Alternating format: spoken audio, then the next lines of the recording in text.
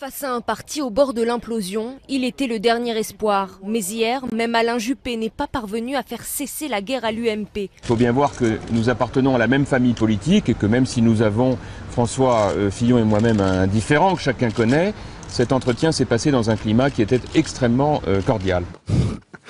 Enfin, moi j'ai assisté à une réunion très tendue. Vous n'avez pas la même conception de la cordialité. Parfois le ton est même un petit peu monté. Aujourd'hui, Jean-François Copé a refusé cette médiation.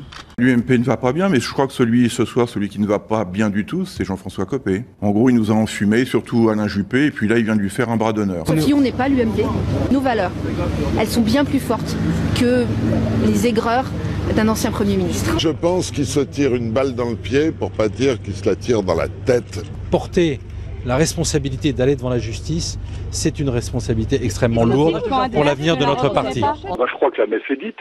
Maintenant, ce qu'on souhaite à minima, c'est la création d'un groupe UMP indépendant au sein de l'Assemblée nationale. On continue à s'enfoncer et on continue à être désolant devant nos militants, désolant devant nos électeurs. Cette élection est trop contestée, trop douteuse, trop contestable. J'appelle à revoter. Je lance une pétition pour réclamer que nous revotions. Quand j'entends dire on va faire revoter, parce que c'est la nouvelle mode, on va faire revoter, je rappelle quand même le risque que ça représente. Il y a 6 mois de campagne. Vous êtes contre?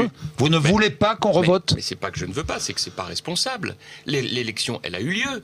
Ce qu'on attend du juge de l'élection, c'est qu'il proclame maintenant les résultats, au vu de ce qu'il a observé. Je constate comme responsable politique que l'UMP n'existe plus. Voilà, l'UMP c'est terminé. Oh non, mais non, l'UMP n'est pas cassé du tout en deux.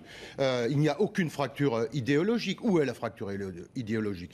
Alors ce matin, le maire de Bordeaux se tourne vers un homme, le seul selon lui à pouvoir calmer le jeu, Nicolas Sarkozy. Il apparaît clairement qu'il est le seul aujourd'hui à avoir l'autorité suffisante pour proposer éventuellement une sortie que je n'aperçois pas pour ce qui me concerne.